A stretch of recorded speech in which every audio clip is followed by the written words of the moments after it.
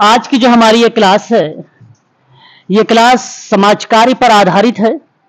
और साथ ही साथ अगर मैं आपसे बात करूं तो यूजीसी नेट प्लस पीएचडी जो एंट्रेंस का फॉर्म आप लोगों ने अप्लाई किया है सोशल वर्क में, उसके लिए ये क्लास बहुत इंपॉर्टेंट है, क्योंकि मैं इस समय आप लोगों से बात कर रहा हूं यूनिट नंबर 1 के अंतर्गत पहली पॉइंट पर। और आज सबसे पहले मैं आप लोगों से जिक्र करने वाला हूं समाज कार्य की प्रक्रिया पर। और जब समाज कार्य की प्रक्रिया पर हम बात करेंगे तो उसके बाद हम लोग देखेंगे जो मान्यताएं वगैरह है समाज कार्य की प्रक्रिया, समाज कार्य की प्रक्रिया पर हम बात करेंगे। ठीक है ना? ठीक है, कौन कौन सी प्रक्रियाएं हैं, कौन कौन से प्रोसेस हैं, इनके बारे में हम लोग जो है देखेंगे आज के। तो जो बच्चे मान लीजिए अभी ऑफिस वगैरह में देख रहे हैं वो तो नोट कर नहीं पाएंगे, लेकिन जब आप फ्री होइएगा तो इस वीडियो को जरूर देखिएगा, क्योंकि बहुत इंपॉर्टेंट ये क्लास है। Social work process of social work है ना। परीक्षाओं में इनसे भी जो सवाल है पूछे जाते हैं। अगर मेरी आवाज वगैरह स्पष्ट नहीं होगी तो आप लोग मुझे बता दीजिएगा, एक बार कंफर्म कर दीजिएगा। ठीक है, तो एक बार आप कंफर्म करिए तो मैं क्लास को स्टार्ट करूं। समाज कार्य की प्रक्रिया।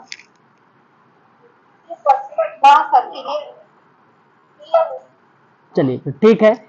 देखिए, अगर जब हम बात करते हैं समाज कार्य की प्रक्रिया पे, तो मुख्य रूप से मैं आज जो है नोट्स बनाऊंगा यहाँ पे, और फिर यही पीडीएफ आप लोगों को मैं सेंड कर दूंगा। ठीक है, सेव करके। तो समाज कार्य की प्रक्रिया की जो चरण है तो वो मुख्य रूप से 5 चरण है। ठीक है, समाज कार्य की प्रक्रिया के चरण। ठीक है, और यहां पर आप ध्यान रखेंगे सभी लोग, और ये मुख्य रूप से कितनी है? मुख्य रूप से 5 चरण है। ठीक है, ये ध्यान रखेंगे आप लोग। अब बेसिकली इनसे कभी ये नहीं पूछा था कि इन चरणों में क्या बात है। परीक्षाओं में जो प्रश्न पूछा गया है वो कहता है कि आप क्रम लगा के बताइए जरा भाई कौन कौन से जो है चरण है, उसका सीक्वेंस हमें बनाना पड़ता है। तो मुख्य रूप से पहला जो चरण आता है उसको आप नोट करते रहेंगे सभी लोग। मैं 5 चरणों पर बात करूंगा आप लोगों से। ठीक है, तो जो पहला चरण है वो आपका आता है समस्या की पहचान। समस्या की पहचान पहला चरण है। और दूसरा क्या है?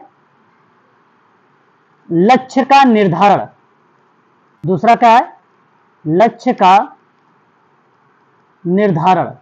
इसी को हम लोग आकलन भी कह सकते हैं, आकलन भी हम बोल सकते हैं। और जो तीसरा है वो कार्य योजना का विकास। कार्य योजना का विकास। ठीक है, देखिए यहां अगर हम बात करते हैं समस्या की पहचान वाले चरण पे, पहले वाले पे, तो बेसिकली सबसे पहले आपको क्या करना है कि आइडेंटिफाई करनी कि उसके अंदर प्रॉब्लम क्या है। अब जब जैसी ही समस्या आपको आइडेंटिफाई हो जाए, फिर आप लक्ष्य का निर्धारित करें कि हमें इस लक्ष्य पर काम करना है। मान लीजिए पहचान करते समय आपको कितने, लगभग 10 लक्ष्य मिले, आपको उस सेवार्थी की 10 समस्याएं मिली। अब 10 में से आप 10 पे काम करोगे नहीं, आपको एक पर काम करना होगा। वही कहा गया लक्ष्य का निर्धारण। ठीक है, और फिर उसके बाद कार्य योजना का विकास। आप फिर कार्य की प्लानिंग करेंगे कि कैसे हमें उसके साथ कार्य करना है। और फिर उसके बाद एक 4 होता है और एक 5। ठीक है, चौथा जो होता है वो कार्य योजना को लागू करना। पहले प्लान करेंगे और फिर उसके बाद कार्य योजना को क्या करोगे आप लोग, बताइए जरा? लागू करेंगे। हाँ, उसके बाद आप क्या करेंगे? उस कार्य योजना को लागू करेंगे, है ना। ये चीजें आपको ध्यान रखना है। और जस्ट उसके बाद आपको क्या करना होगा? समापन करना होगा। ठीक है, ये 5 चरण हैं। ठीक है, 5 चरण। इनमें मैं आपको थोड़ी थोड़ी सी बातें बता देता हूं, फिर उसके बाद अगले स्टेप पर बात करूंगा आप लोगों से। देखिए, समाज कार्य की जो प्रक्रिया है वो बेसिकली वैज्ञानिक ज्ञान पे आधारित है। तो ध्यान रखेंगे समाज कार्य की प्रक्रिया किस पे आधारित है, ये पेपर में सवाल पूछ सकता है कि प्रक्रिया जो है समाज कार्य की प्रक्रिया वो किस पर आधारित है? तो आप लोग सीधा सीधा बताएंगे वैज्ञानिक ज्ञान पर। किस पर? वैज्ञानिक ज्ञान पर। हाँ, वैज्ञानिक ज्ञान पर आधारित है।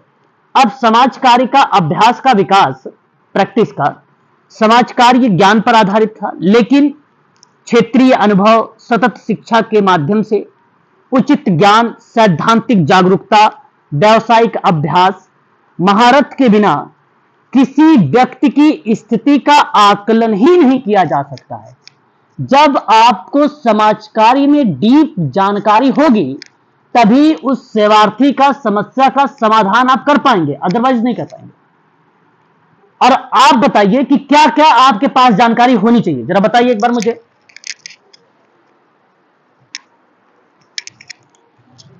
आपके पास किस किस चीजों की जानकारी होनी चाहिए, स्पष्ट करिए।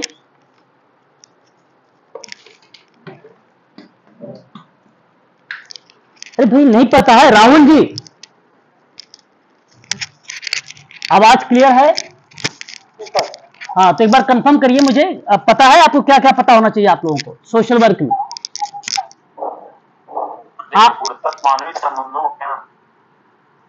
एक तो आपको सिद्धांत पता होना चाहिए समाज कार्य का। दूसरी बात, समाज कार्य में आपको डीप में जानकारी होना जरूरी है, यानी ज्ञान का होना जरूरी है। आपके पास कौशल का होना अत्यंत आवश्यक है। आपके पास उपचार के लिए जो विधियां हैं इसका पता होना अत्यंत आवश्यक है। उसके लिए उसके बाद अगर हम लोग बात करते हैं तो संसाधन का होना अत्यंत आवश्यक है ना, इत्यादि बहुत सारी चीजें आती हैं, परंतु ये मुख्य रूप से हमें इसका ध्यान रखना पड़ेगा, तभी आप सेवार्थी में सुधार कर पाएंगे, अदरवाइज नहीं कर पाएंगे। सुधार करने के लिए ये चीजें हम लोगों को पता होना चाहिए। टूल्स क्या होते हैं, प्रिंसिपल्स क्या होते हैं, मेथड्स कौन कौन से लागू होते हैं, ठीक है, टेक्निक्स जिसको हम बोलते हैं तकनीक भी आपको पता होना चाहिए, ठीक है, ये चीजें आपको पता होना चाहिए। देखिए परीक्षा में और भी प्रश्न किस तरीके से पूछे गए कि पूछा कि भाई समाज कार्य का बेसिकली अवस्था के रूप में रिप्रेजेंट करें आप, तो सबसे पहले बेसिकली प्रवेश आता है। सबसे पहले प्रवेश आता है। प्रवेश का मतलब क्या होता है? इनटेक होता है ना। संवेग भी इसे हमें कभी कभी कहते हैं कई लोग, और कई लोग इसे अंतरण का नाम भी देते हैं, अंतरण का नाम भी देते हैं, और कभी कभी हम उसे संवेग का भी नाम देते हैं। यह पहला एक स्टेप होता है। दूसरी अगर हम बात करते हैं तो आपका अध्ययन आता है। अध्ययन का मतलब क्या हुआ कि मनोसामाजिक अध्ययन आपको करने आना चाहिए। सेवार्थी का अध्ययन करना पड़ेगा, बिना अध्ययन की उस समस्या का समाधान ही आप नहीं कर पाएंगे। तीसरा अगर हम बात करते हैं तो सामाजिक निदान वाली प्रक्रिया यहां पर संचालित होती है। निदान यानी डायग्नोसिस। अभी हम बात करेंगे थोड़ा सा डायग्नोसिस के बारे में भी कि कौन कौन से इसके टाइप है और किस तरीके से पार्लियामेंट की भूमिका आती है और कहां पर मैरी रिचमंड की भूमिका आती है, ठीक है। उसके बाद अगर हम बात करें निदान के बाद क्या आता है? उपचार आता है, यानी ट्रीटमेंट भी शामिल किया गया। और उसके बाद अगर हम बात करते हैं 5वें नंबर पर, तो उपचार के बाद मूल्यांकन चीजें जो है शामिल की गई। कौन सी? मूल्यांकन। और 6ठे पॉइंट पर क्या शामिल किया गया था? समाप्ति शामिल किया गया था। और 7वें पॉइंट पर क्या शामिल किया गया था? प्रतिपुष्टि शामिल की गई थी। ये बात आप ध्यान रखेंगे। ये जो 7 पॉइंट्स मैंने लिखे हैं ये सातों के सातों जो हैं समाज कार्य कह लीजिए या समूह कार्य कह लीजिए या आप व्यक्तिगत समाज कार्य कह लीजिए, इनकी जो है ये प्रक्रिया है, ठीक है, ये प्रक्रिया है। बताइए अब एक बार क्लियर करिए। मनीषा, तनवर जी बताइए, समझ में आया? जी सर। चलो बहुत अच्छी बात है। नोट्स वगैरह बनाते हो ना आप लोग? बताइए। हाँ बनाया करो, क्योंकि वही नोट्स ही आपका सच्चा साथी है। परीक्षा के दौरान में वही आपके काम आने वाला है, ठीक है। अच्छा, एक तो ये स्टेप बनता है। दूसरा, कभी कभी हमसे पूछता भैया कि सही अनुक्रम लगाइए, और सही अनुक्रम जब लगाने की बात आए तो ऐसे में चार चीजें बहुत इंपॉर्टेंट है। एक आपका आता है वैयक्तिक अध्ययन। वैयक्तिक अध्ययन पहले स्टेप पे आता है। मैं ऐसे ही पीडीएफ सेव कर लूंगा और फिर आप लोगों को सेंड कर दूंगा ये पीडीएफ। उसके बाद आपका आता है निदान, उसके बाद अध्ययन के बाद क्या आएगा, पूर्वानुमान आएगा, निदान नहीं आएगा। क्या आता है, पूर्वानुमान आता है। ठीक है, प्लानिंग वगैरह की बात इसी में आती है। और फिर उसके बाद जो तीसरा पॉइंट आता है वो आपका आता है निदान, और फिर उसके बाद आता है आपका उपचार। ठीक है, आगे की प्रक्रिया आपको पता है, अभी मैंने ऊपर वाली स्लाइड में आप लोगों से जिक्र किया है। ठीक है, तो कई स्टेप में इन सारी चीजों के बारे में बताया गया है।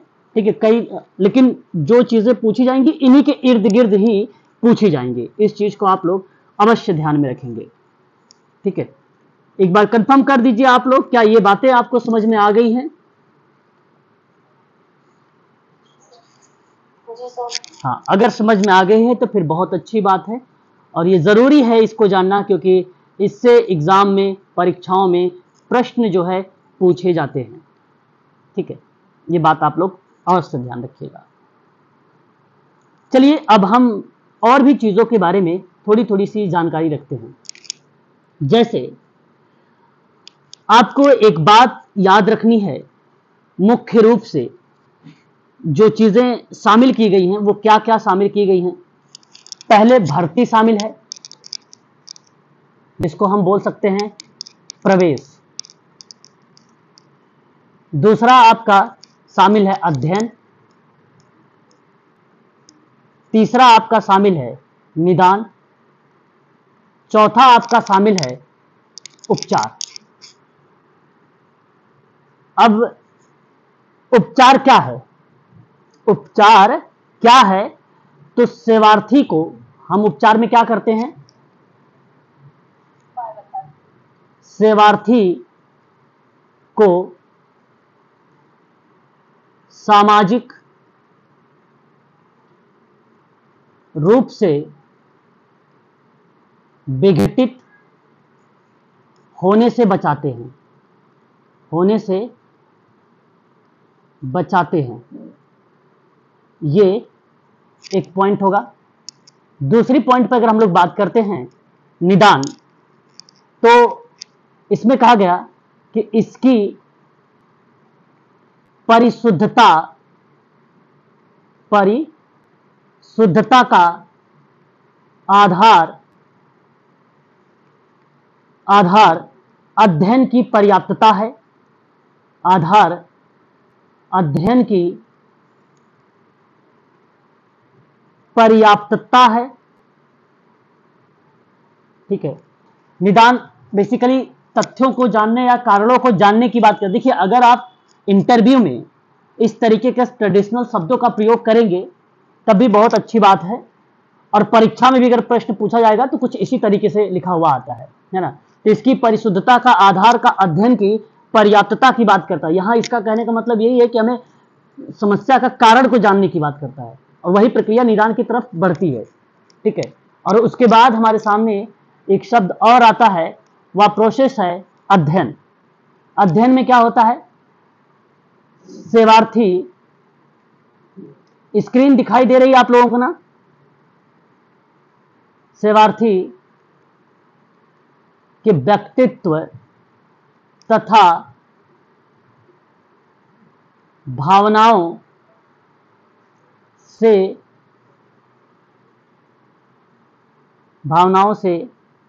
संबंधित महत्वपूर्ण जानकारी, भावनाओं से संबंधित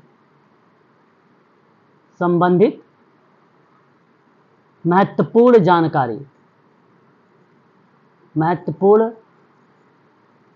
जानकारी, ये अध्ययन होगा। अब बात आती है प्रवेश की। फिर प्रवेश किसे कहते हैं, सिंपल शब्दों में आप बताइएगा कि सेवार्थी को, प्रवेश की अगर हम बात करते हैं तो कहता है सेवार्थी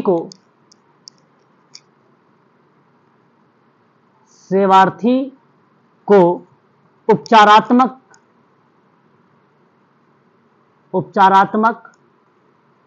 सेवा प्रदान किए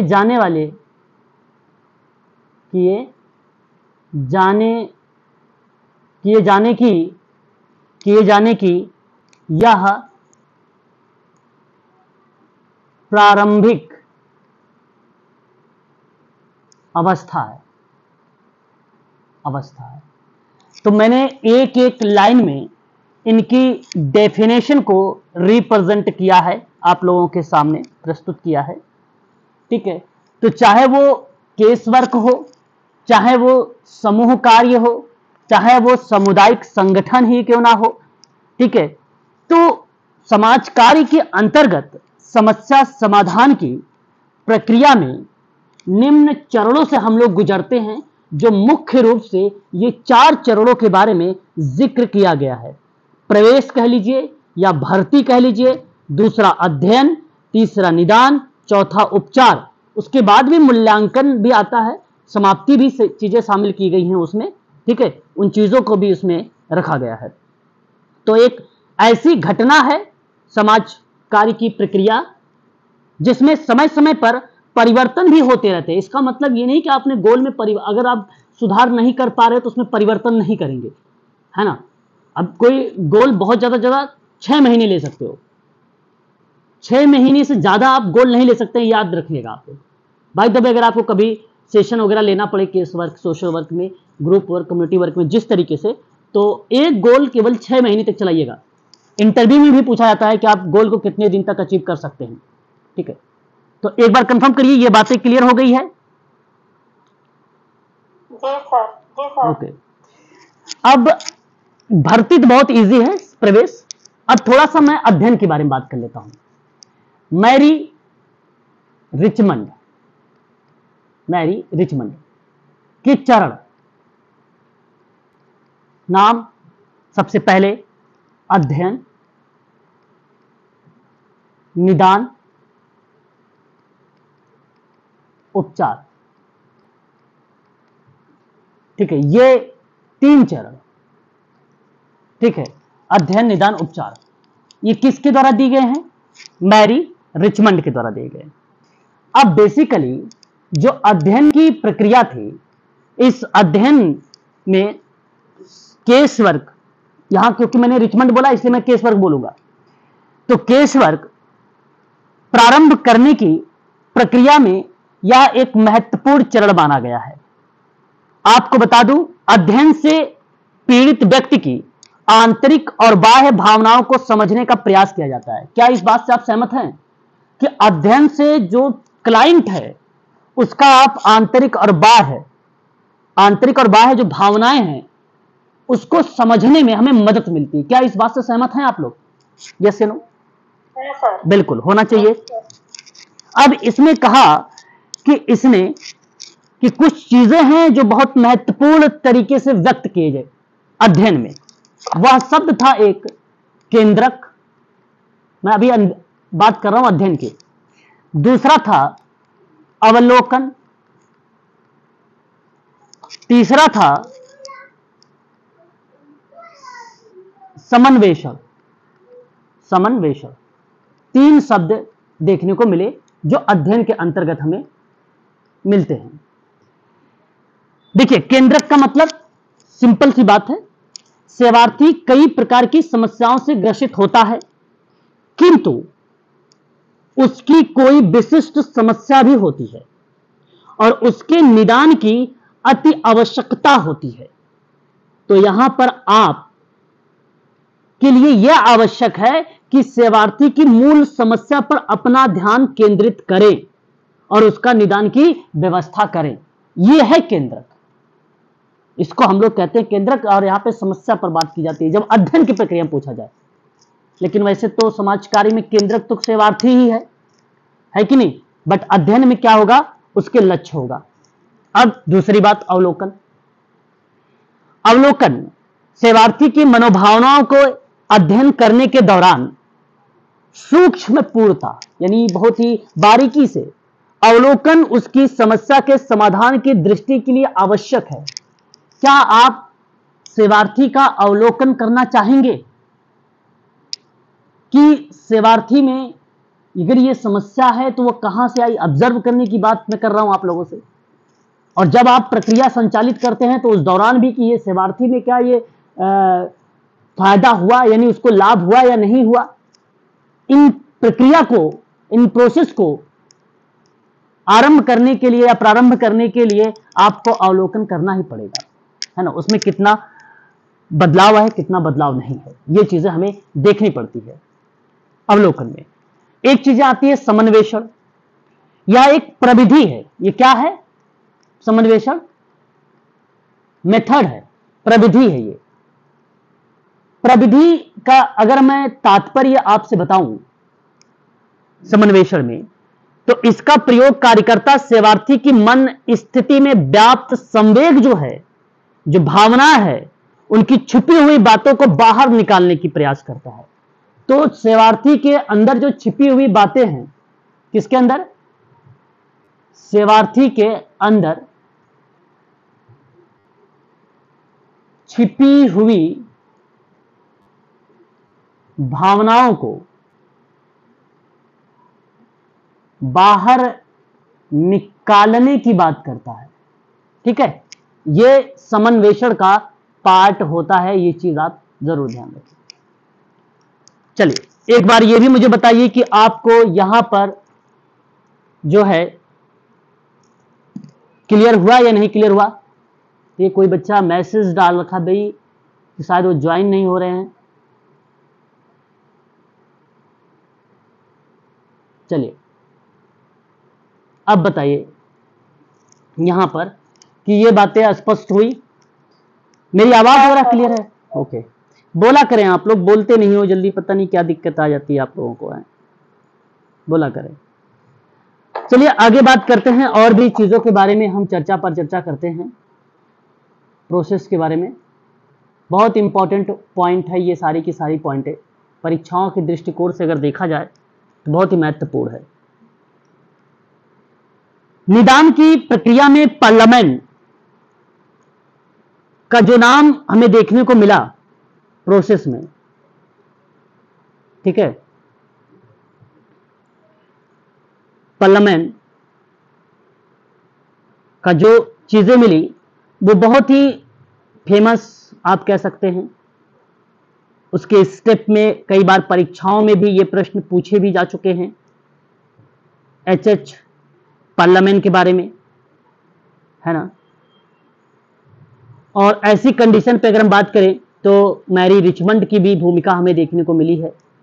तो मैं आप लोगों से कहूंगा कि अगर मैरी रिचमंड का नाम आए तो आप किस तरीके से सोचेंगे निदान की प्रक्रिया में।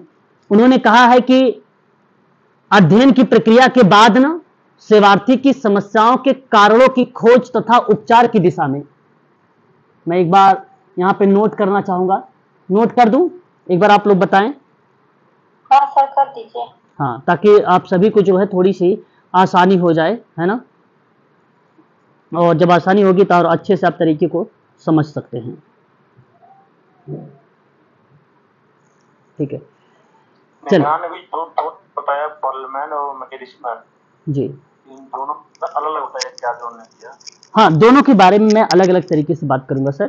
पहले मैं एक बार मैरी रिचमंड के बारे में बता दूं, फिर उसके बाद आपको चर्चा करता हूं आपसे उसके बारे में, पार्लियामेंट के बारे में। ठीक रहेगा? बताइए। जी सर। ओके, अब ध्यान से सुनिए। तो जो निदान की प्रक्रिया है, प्रोसेस है, इसमें मैरी रिचमंड ने कहा कि सेवार्थी की समस्याओं के कारणों की खोज करना, सेवार्थी की समस्याओं के कारणों की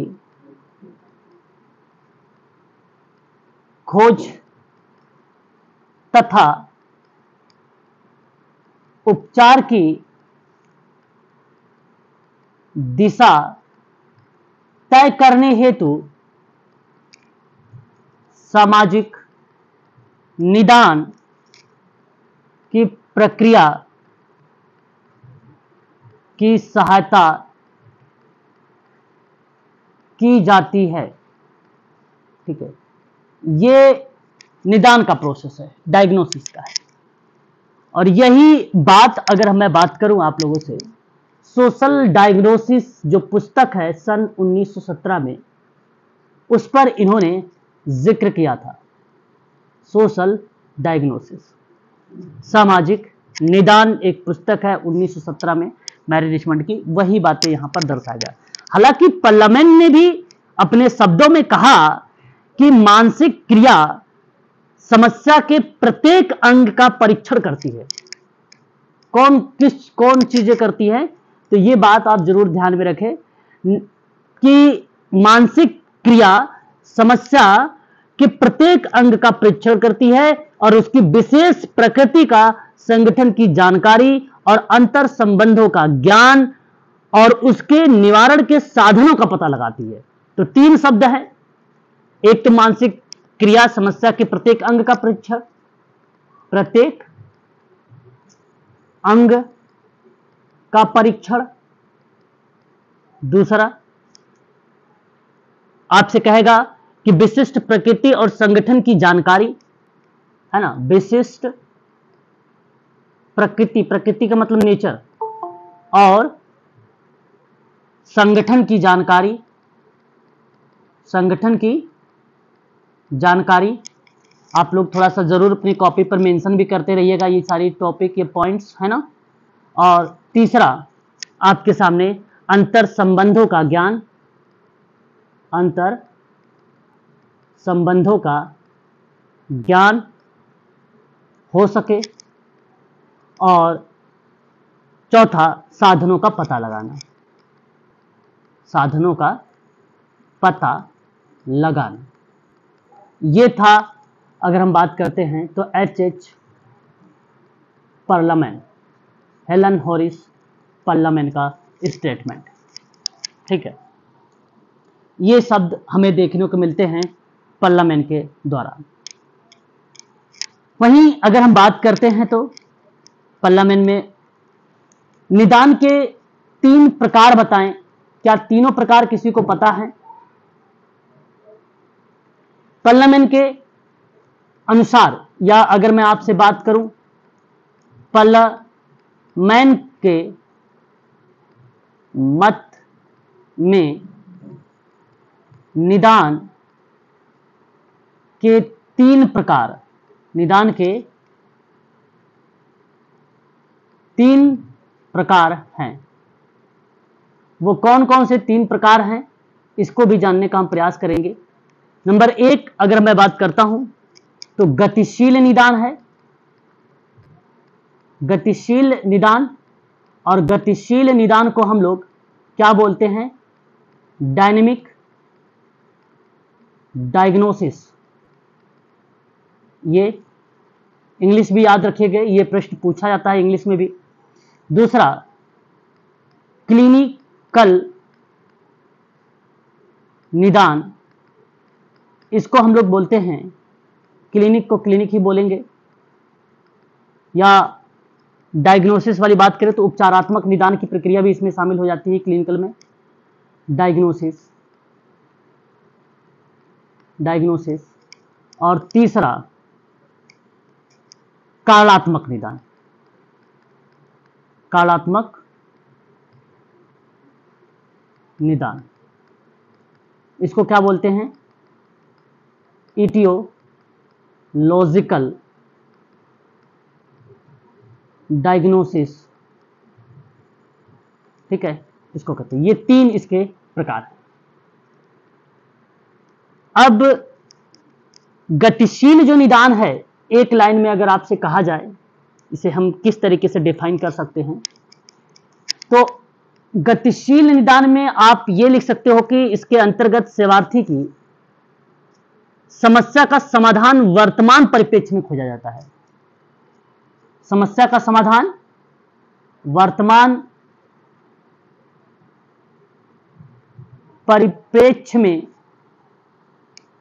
है ना, परिप्रेक्ष्य में खोजा जाता है। और क्लिनिकल निदान, इसके अंतर्गत परिस्थिति जन्य स्थितियों को देखते हुए निदान की प्रक्रिया को अपनाई जाती है ना। अब भाई परिस्थिति क्या है, इसका मतलब थोड़ी ना एक ही टेक्निक, एक ही प्रक्रिया आप सभी सेवार्थी पर लागू करेंगे, इसका मतलब ये नहीं है ना। तो परिस्थिति जन्य स्थितियों को देखते हैं, बात सत्य है ना। स्थितियों को अपनी कॉपी पर भी थोड़ा सा इस तरीके से मेंशन करिएगा। और कालात्मक निदान में क्या होता है, सेवार्थी की समस्या का समाधान हम कहां ढूंढते हैं, भूतकालीन घटनाक्रम में। घटनाक्रम में बताइए राहुल जी, समझ में ये बातें आई, एक बार स्पष्ट कीजिए।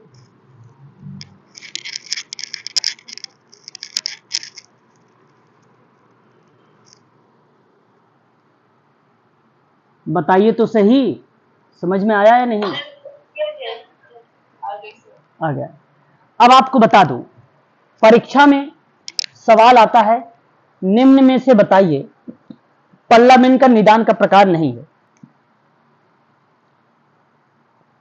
तो इन तीन ऑप्शन के साथ एक ऑप्शन फिक्स है जो नहीं होता है हमेशा, उसका नाम है गेस्टाल्ट। उसका क्या नाम है, गेस्टाल्ट, वो फिक्स है। तो आप ऐसे प्रश्न में अब समय मत लीजिएगा परीक्षा में, जैसे ही आपको क्वेश्चन दिखे गेस्टाल्ट लगा दीजिए, आगे बढ़िए, 2 से 3 सेकंड लीजिए बस, क्योंकि समय बचत करेगा जी। सर कैसे फिर से कालात्मक निदान को फिजियोलॉजिकल क्या है? ये सर जो कालात्मक होता है वो सेवार्थी की समस्या का समाधान जो है ना, भूतकालीन वाली जो परिस्थितियां होती हैं उनको रिप्रेजेंट करता है। वर्तमान समस्या के विकार और उससे संबंधित कारणों की ज्ञान की जानकारी या निश्चित करने में आवश्यक होती है कि अमुक समस्या के लिए गत्यात्मक निदान हितकर है अथवा क्लिनिकल निदान है। इनमें से कौन सी चीजें यहां पे बेनिफिट करेगी, वहां पे रीजन जानने का प्रयास में अगर हम बात करते हैं तो कालात्मक निदान की बात करते हैं। आप जब भी कोई, जैसे अगर मान लीजिए आप एक क्लाइंट है, तो मैं आपसे जब पूछूंगा आपकी समस्या क्या है, तो आप मुझे बताएंगे कि ये समस्या है। अब उससे पहले अगर मैं आपसे पूछूं, भूतकाल में जाता हूं कि ये समस्या कब आई, तो आप बताओगे कि सर 2 साल पहले समस्या आई थी। क्या उसके समय आपने किसी और सोशल वर्कर से आपने थेरेपी वगैरह लिया था? मैंने आपसे पूछा, आपने कहा कि हाँ जी लिया था, या नहीं भी लिया था, जो भी आपने बताया। तो ये जो घटनाक्रम में आपसे ये सब पूछ रहा हूं, ये कालात्मक निदान ही बताता है, इटियोलॉजिकल डायग्नोसिस ही बताता है।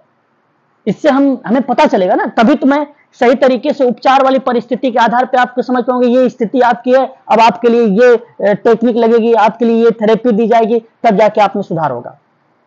और ये रीजन कालात्मक निदान है। ये कैसे क्लियर होगा कि हम गतिशील निदान का यूज करें या क्लिनिकल निदान का यूज करें? अच्छा, जैसे वर्तमान की बात अगर मैं करता हूं, वर्तमान में और कालात्मक में शायद आप अंतर पूछने का प्रयास कर रहे हैं, है ना सर? स्पष्ट है कि जो डायग्नोसिस है वो वर्तमान है। वर्तमान मतलब प्रेजेंट, है ना। अब प्रेजेंट कहता है आपसे, अगर मैं वर्तमान समस्या की बात करता हूं, समस्या क्या है? आप आए मेरे पास, मैंने आपसे कहा कि समस्या क्या है। मैंने आपसे ये भी हो सकता है, मैंने यहां पर जो भूमिका मेरी हुई वो मनोसामाजिक और शारीरिक सामाजिक कारकों की या समस्या क्या योगदान निभा सकती है समस्या में, समस्या का व्यक्ति पर क्या प्रभाव पड़ा है। अब आपके पास जो प्रॉब्लम थी, उस प्रॉब्लम की वजह से आज वर्तमान में क्या प्रभाव पड़ा आपके पास, क्या आपकी क्या स्थिति बनी, है ना। समस्या के क्या उपाय होंगे, ये गतिशील निदान है। संस्था में कौन कौन से रिसोर्सेज हैं या साधन हैं जिससे समस्या का समाधान किया जा सकता है, ये गतिशील निदान का ही पार्ट है। गतिशील निदान सर ना सरल और जटिल दोनों प्रकार का हो सकता है, ठीक है। कहीं मनोसामाजिक कारक अधिक प्रभावशाली हो जाता है, तो कहीं सामाजिक कारक व्यक्तिक कार्य की प्रक्रिया में निदानात्मक खोज का केंद्र बिंदु को बदलता रहता है ना। तो परिस्थितियां विपरीत होने की वजह से दोनों चीजें हैं।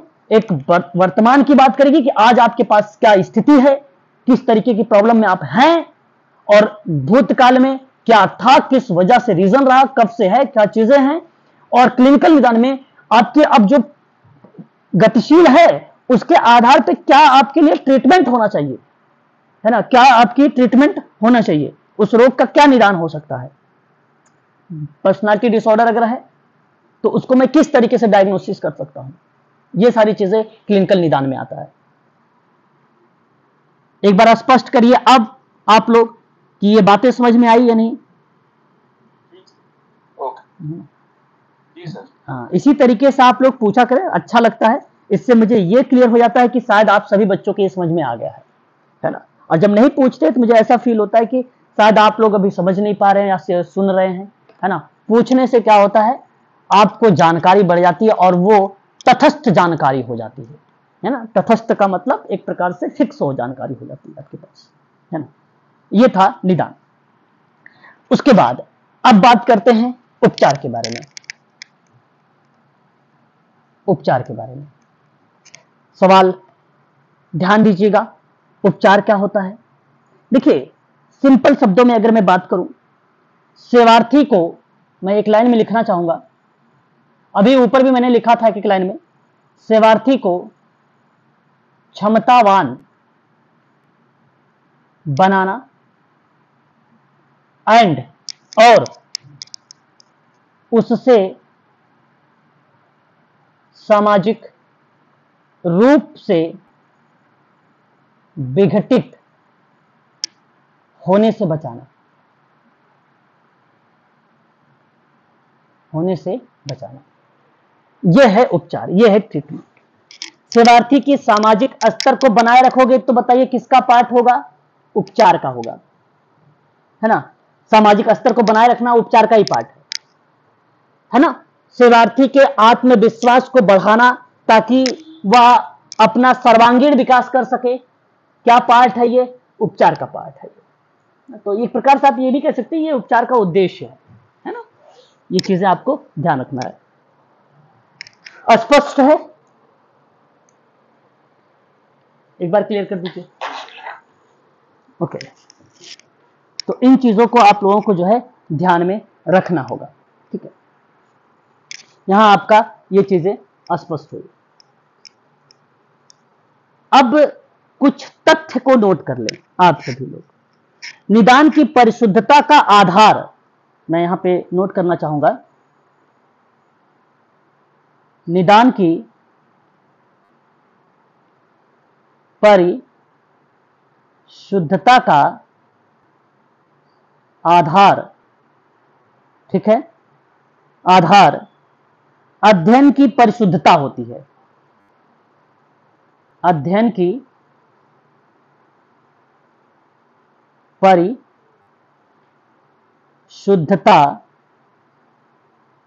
होती है, यह आपका पहला पॉइंट। दूसरे पॉइंट, पर्लमैन ने निदान के 3 प्रकार बताएं। 3 प्रकार, 3 प्रकार किसने बताए हैं, पर्लमैन ने। नाम क्या होगा, गतिशील निदान। दूसरा क्या होगा, क्लिनिकल निदान, कर्णविनिशी भी कह सकते हो। और तीसरा क्या होगा, उपचारात्मक। ये 3 टाइप के निदान हैं, आप लोग इसको ध्यान रखेंगे। ये तीसरी बात है। सोशल डायग्नोसिस की किताब किसने लिखा,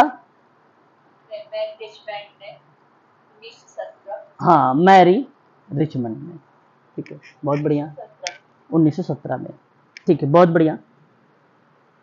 मैरी रिचमंड ने बेसिकली केसवर्क की संकल्पनाओं का संस्थापक माना जाता है। केसवर्क दिया किसने है, या श्रेय किसको जाता है, मैरी रिचमंड को, मैरी रिचमंड को। ये कुछ तथ्य थे जो मैंने इन तथ्यों को आप लोगों को अभी बताया है। प्रक्रिया में इस चीज को आप लोग ध्यान रखेंगे सभी लोग, ठीक है। याद रहेगा? बता दीजिए एक बार, भूलोगे तो नहीं? ओके, बहुत बढ़िया। अब हम बात करते हैं आगे जी। सॉरी, समझ में नहीं आया, फिर से बोले। केस वर्क में कभी मैरी रिचमंड को श्रेय देते हैं? जी जी, केस वर्क का जो देन है आज मैरी रिचमंड का ही नाम आता है जी। जन्मदाता भी मैरी रिचमंड हो सकते हैं इसका मतलब? हाँ, वो है, ये हैं जन्मदाता, जनक कहे जाते हैं केस वर्क के, वो जनक कहे जाते हैं केस वर्क के। ग्रेस कोयले ग्रुप वर्क के कहे जाते हैं। मैं मुर्रेजी रोस की बात अगर हम करें और डनहम की बात करें तो ये दोनों जो है कम्युनिटी वर्क में जो है अपनी भूमिका निभाते हैं। ठीक है, चलिए आगे बात करते हैं। उसके बाद इस तरीके से ये जो तथ्य था परीक्षाओं में हम लोगों से पूछा भी जा सकता है, इंपॉर्टेंट तथ्य था। अब हम बात करेंगे यहां पर, आप देख रहे हैं समाज कार्य की कुछ मौलिक मान्यताएं, काफी इंपॉर्टेंट पॉइंट ये भी है। और अगर मैं यहां पर बात करूं आप लोगों से, तो ये जो पहली पॉइंट लिखी गई है, आप लोग जरा मुझे बताएं, मैं पढ़ रहा हूं। व्यक्ति एवं समाज अन्योन्यश्रित है, इसलिए व्यक्ति समूह अथवा समुदाय के रूप में सेवार्थी समस्याओं के अध्ययन हेतु समस्याओं के समाधान हेतु सामाजिक दशा, देखिए यहां पे थोड़ा सा गूगल टाइपिंग है, दशा ऐसे होगा दशाओं में, और सेवार्थी ऐसे लिखा होगा। ठीक है, थोड़ा सा समझिएगा। तो परिस्थितियों का आकलन एवं मूल्यांकन आवश्यक होता है। यह कथन किस विद्वान का है? अगर मैं आपसे पूछूं तो क्या बताना उचित समझेंगे? कथन किस व्यक्ति का है? बताइए एक बार मनीषा। नहीं पता आप? नहीं, आकाश जी आप बताएं, मैंने इसके बारे में कई बार बताया। ओके ओके, संदीप कुमार क्या होना चाहिए? मतलब किसी बच्चों को नहीं पता है भाई। सीमा सक्सेना, सीमा एक्सा जी। पूजा का है सर। नो, ये बेसिकली अगर हम बात करते हैं जी, नहीं नहीं, हैमिल्टन का है, गार्टन हैमिल्टन का स्टेटमेंट। भाई ये सवाल आ चुका है परीक्षा में, अभी 2023 का जो मार्च में परीक्षा हुआ था उसमें ये सवाल आया हुआ था। उसमें था या एमपी पीएससी में था ये सवाल, एग्जैक्ट याद नहीं आ रहा है। गार्टन हैमिल्टन। बात करते हैं व्यक्ति और पर्यावरण के बीच होने वाली अंतः क्रियाओं में आने वाली बाधाएं समस्या का मुख्य कारण होती हैं, इसलिए समाज कार्य की क्रियाविधि भी केंद्र बिंदु होती है, अंतः क्रिया भी होती है। मतलब ये है एक प्रकार से कि व्यक्ति और पर्यावरण के बीच में जो अंतः क्रियाएं हैं, जो आने वाली समस्याएं हैं, चाहे वो बाह्य समस्या हो चाहे वो आंतरिक समस्या, बेसिकली अब पर्यावरण रिलेट करेगा तो जाहिर सी बात है बाह्य समस्या ही होंगी, है ना। और जब व्यक्ति रिलेट करेगा तो जाहिर सी बात है वो अंतः क्रिया ही होगी। अच्छा, दो, इसका मतलब ये नहीं कि ये फिक्स हो गया है। अभी आप लोगों ने क्या किया था, उस दिन मैंने पढ़ाया था कि भाई सामाजिक संबंधों में मूर्त अमूर्त वाली प्रक्रिया, तो आप लोग बहुत कंफ्यूज है। यहां पर इस बात को समझ लीजिएगा कि अंतः क्रिया बाह्य क्रिया की जो समस्याएं हैं, बाधाएं हैं, वो व्यक्ति के अंदर भी आएगी और पर्यावरण दोनों में आएगी, इसलिए दोनों एक दूसरे के क्या हो जाएंगे, पूरक हो जाएंगे। तो यहाँ पे समाज कार्य में जो क्रिया विधि है वो केंद्र बिंदु अंतः क्रिया मानी गई है, तो अंतः क्रिया मुख्य माना जाता है। अंतः क्रिया, तो इसलिए जब ध्यान से सुन लीजिए, ट्रिक बना लीजिए, सोशल वर्क में जब पूछा जाए समस्याओं को लेकर और खास कर दिया हो ऑप्शन में अंतः क्रिया, कि व्यक्ति की समस्याओं का अगर अध्ययन कर रहे हैं या समस्या उभर के हमारे सामने निकल के आ रही है सेवार्थी में, तो मुख्य रीजन कहा क्या है उसका, तो अंतः क्रिया है मुख्य रीजन, अंतः क्रिया, और केंद्र बिंदु इसी को माना गया है। बाह्य वगैरह तो बाद की आती है, सबसे पहले अंतः क्रिया आती है ना, इसको आप ध्यान रखेंगे। उसके बाद अगर हम बात करते हैं और नेक्स्ट पॉइंट पर, तो अगला पॉइंट हमारे सामने व्यवहार तथा दृष्टिकोण दोनों ही सामाजिक शक्तियों के द्वारा प्रभावित किए जाते हैं, इसलिए सामाजिक शक्तियों में सामाजिक हस्तक्षेप करना आवश्यक होता है। अब देखिए हस्तक्षेप है ना, हस्तक्षेप बहुत इंपॉर्टेंट शब्द है, एक संकट हस्तक्षेप है, 1942 में कैपलॉन ने दिया था, कल ही मैंने आप लोगों से जिक्र भी किया था, है ना। इस तरीके से जो मैं बार बार चीजें रिपीट करता हूं, इससे क्या होता है, आपको वो चीजें याद आती हैं, है ना। ये भी बातें आप लोग ध्यान रखिएगा। तो हस्तक्षेप वाली प्रक्रिया में अब ऐसा भी नहीं होगा कि अगर मान लीजिए हस्तक्षेप करना है तो हस्तक्षेप से हम क्या कर सकते हैं, समस्याओं का समाधान करेंगे, यानी उसका निवारण कर सकते हैं, है कि नहीं, प्रक्रिया में फॉलो कर सकते हैं, उपचार के लिए लागू कर सकते हैं। अब इसका मतलब ये नहीं हुआ कि हस्तक्षेप की प्रक्रिया में हम बढ़ोतरी करेंगे, यही समस्या कोई है तो उस समस्या को बढ़ाओ आप। तो यहां तो सामाजिक शक्तियों में सामाजिक हस्तक्षेप करना आवश्यक है, और हस्तक्षेप का एक ही शब्द होता है, इसका मीनिंग एक ही है कि आप अध्ययन वाली प्रक्रिया चालू कर रहे हैं। मैं कह रहा हूं कि आपकी मैं हस्तक्षेप करूंगा, आप में हस्तक्षेप यानी इंटरवेंशन कर रहा हूं, तो इसका मतलब ये हुआ कि मैं जो समस्याएं हैं उसका एक प्रकार से कार्य विश्लेषण कर रहा हूं, छोटे छोटे भागों में डिवाइड कर रहा हूं, उसको मैं डीप से समझने का प्रयास कर रहा हूं, उस सूक्ष्म तरीके से मैं देख रहा हूं उस टास्क को, उस गोल को, उसे हम बोलते हैं हस्तक्षेप। मैंने उसमें हस्तक्षेप किया। और कभी कभी ये होता है ना कि आप पर्सनल लाइफ में हस्तक्षेप ना करें, बोलते हो ना आप लोग, वो आपकी पर्सनल लाइफ है, उसकी फलाने की पर्सनल लाइफ है, उसमें हस्तक्षेप ना करें, है ना। तो इसका कहने का मतलब यही हुआ भाई कि एक प्रकार से कि अगर आप हस्तक्षेप करेंगे तो पॉजिटिव के रूप में करेंगे, ना कि निगेटिव के रूप में करेंगे। ये भी बातें आप ध्यान में रखेंगे। व्यवहार की दृष्टिकोण से अगर जब हम बात करते हैं तो पॉजिटिव दृष्टिकोण होता है। हस्तक्षेप बढ़ोतरी क्या होती है, हस्तक्षेप बढ़ोतरी का मतलब सीधा सीधा कि भाई आप उसमें इंटरफेयर कर रहे हो, आप उसके लाइफ में या उसकी समस्याओं में इंटरफेयर कर रहे हो, उसको समस्याओं को बढ़ा रहे हो। समस्या बढ़ाई जा सकती है क्या, समस्या कम करना है ना आपको। सोशल वर्कर हो और सोशल वर्कर के दृष्टिकोण से पॉजिटिव सोचा करें आप लोग, कभी भी नेगेटिव नहीं सोचेंगे। फिर कहता है कि व्यक्ति और संपूर्ण इकाई है। अब ध्यान से सुनो, बात यह है कि मैंने अगर एक शब्द आता है व्यष्टि, एक शब्द आता है समष्टि। अच्छा, कितने लोग जानते हो समष्टि और कितने लोग जानते हो व्यष्टि? कोई बताएगा? पूजा यादव। कंप्लीट। व्यष्टि, समष्टि। देखो सुनिए, समष्टि का मतलब कंप्लीट, संपूर्ण। अभी आपने सर बताया है, मैंने कहा जनसंख्या, है ना, क्या बोला मैंने? जनसंख्या। तो जनसंख्या क्या है? जनसंख्या क्या है? समष्टि है। अब मैंने कहा, अब आप सोचो, आप रिसर्च करोगे तो क्या पूरी जनसंख्या पे करोगे? नहीं सर, एक व्यक्ति पर करें। व्यक्ति पे करोगे या तो कुछ नमूना निकालोगे या तो कुछ सैंपल निकालोगे।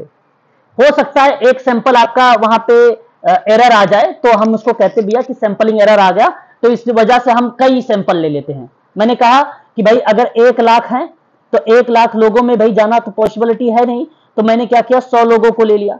अच्छा, 1000 लोगों को भी ले सकते हो, है ना, मैंने इतने लोगों को चुनाव कर लिया।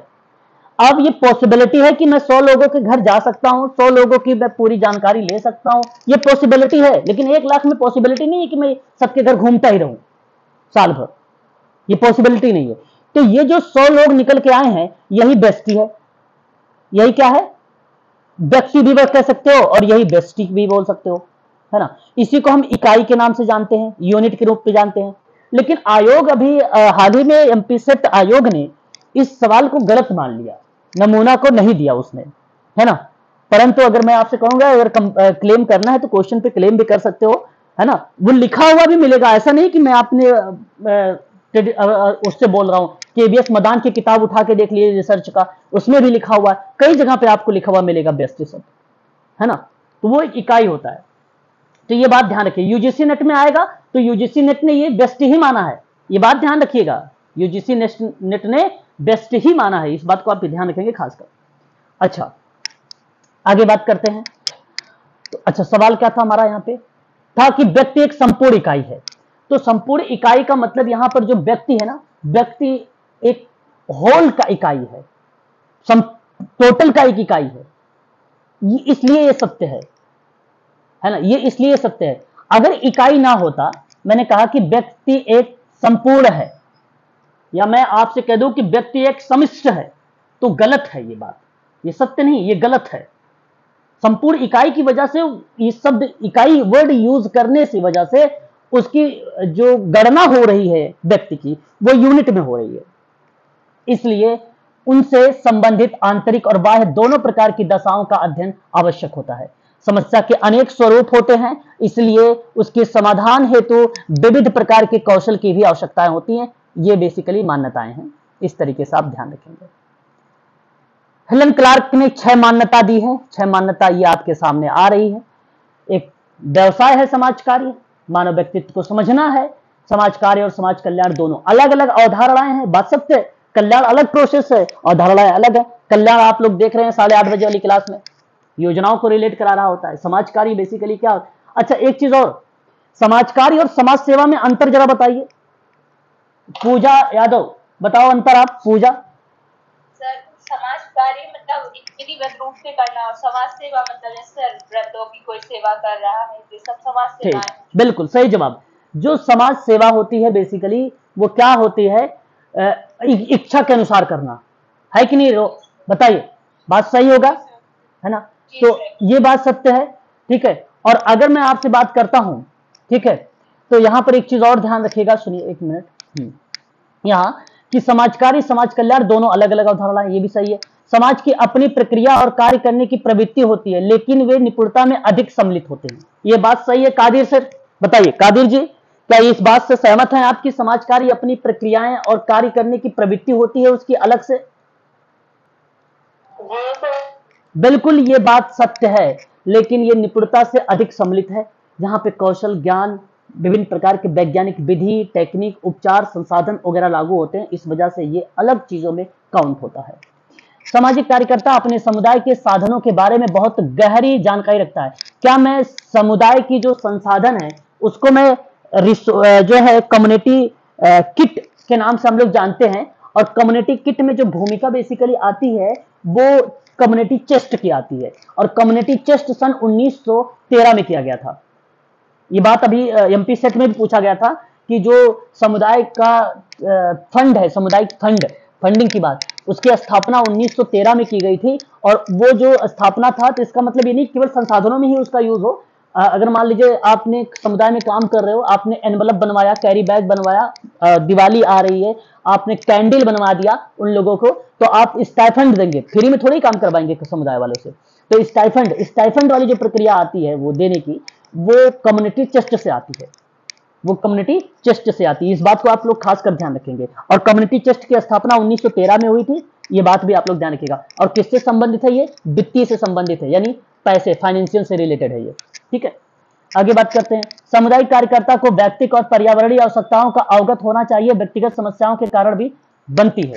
बिल्कुल बात सही है, व्यक्तिगत कारण तो रीजन बना ही सकता है, इसमें कोई दो राय नहीं है भाई, है ना, इसमें कोई दो राय नहीं है, ठीक है। चलिए यहां पर ये भी चीजें आपका स्पष्ट हो गया, ठीक है। 8 मेजर एरिया है जी।